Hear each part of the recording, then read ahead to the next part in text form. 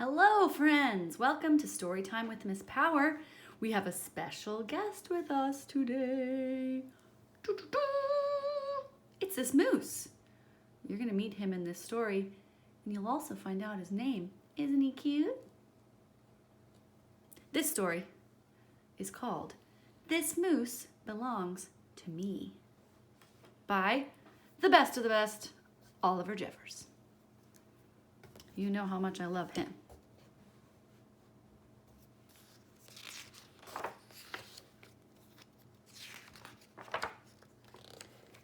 Wilfred owned a moose.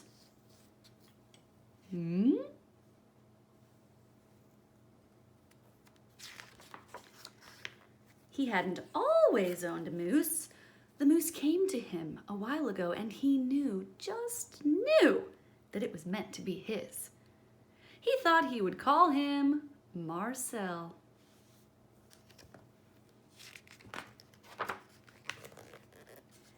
He began following Marcel, explaining the rules of how to be a good pet.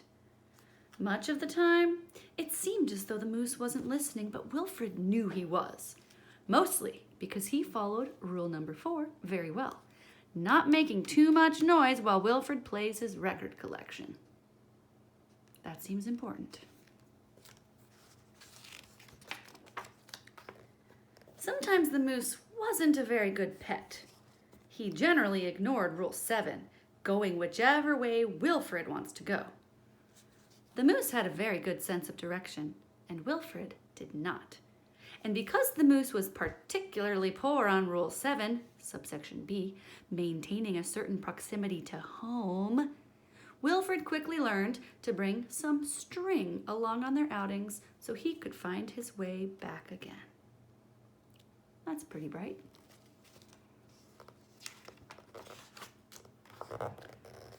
Sometimes the moose was an excellent pet. He had no trouble with Rule 11, providing shelter from the rain.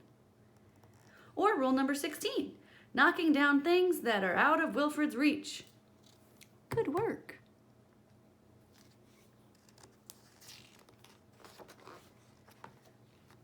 One day, as Wilfred discussed their plans for the coming year on a particularly long walk, he made a terrible discovery.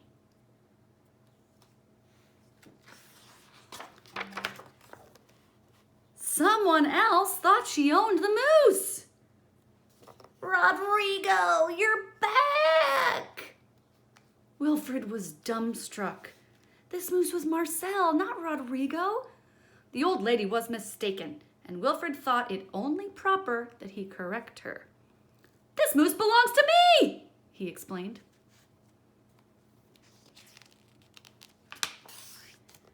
And to prove it, he called Marcel. Heel. But the moose did not respond. He seemed more interested in the old lady. Good Rodrigo.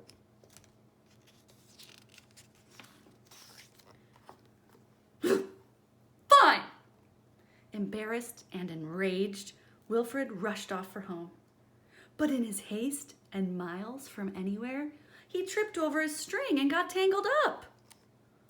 Uh-oh. This doesn't look good. And there he lay. Wilfred was beginning to get a little bit worried. It was getting late, and the monsters would be out soon. He had just ruled out the last of his options. Penguin, no, can't do that. Bear with an axe, no. Saw, hammer, don't have one. Lightning bolt, a shark. When along came the moose. Dum, dum, dum, dum.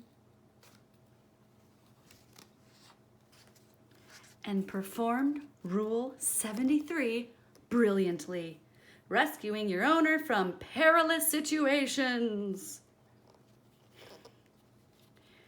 Do you think Marcel was really trying to rescue him? Or was he just going for this apple? I guess we'll never know. all was forgiven. And perhaps, Wilfred admitted, he'd never really owned the moose anyway.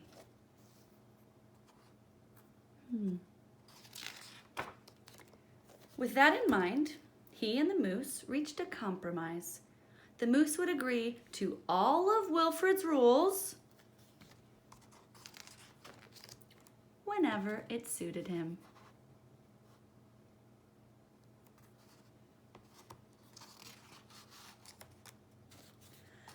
Dominic, you're back, and you brought me an apple. Oh my golly, somebody else thinks they own this moose. What do you think? Can people own a moose? I bet this guy would say no. Thanks for listening to Storytime with Miss Power. See you next time.